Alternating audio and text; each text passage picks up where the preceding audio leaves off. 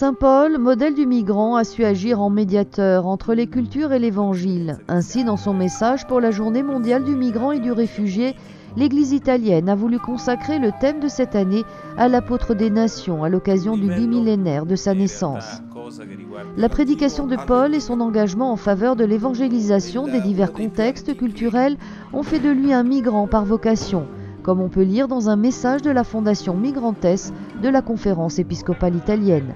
Le message, ainsi qu'un dossier sur la présence des Italiens dans le monde et des immigrés en Italie, a été présenté lors d'une conférence de presse le 14 janvier dernier, au siège de Radio Vatican.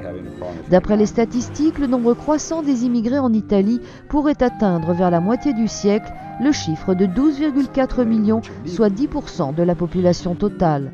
C'est pourquoi l'avenir de la péninsule sera marqué par l'immigration.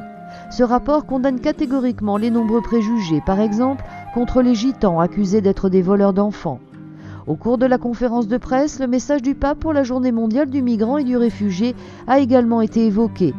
Il a également été question des origines de Paul, né dans une famille de juifs émigrés à Tarse de Cilicie. Nommé Saoul avant sa conversion au christianisme, Paul est éduqué selon la langue et la culture juive et grecque, inséré à l'époque dans le contexte culturel romain. Que son esprit missionnaire, son ardeur apostolique et sa valeur d'homme, d'apôtre et de migrant, évangélisateur de peuples et de cultures, nous aident à comprendre que l'exercice de la charité constitue le sommet et la synthèse de toute la vie chrétienne, écrit le pape dans son message signé à Castel Gandolfo le 24 août 2008.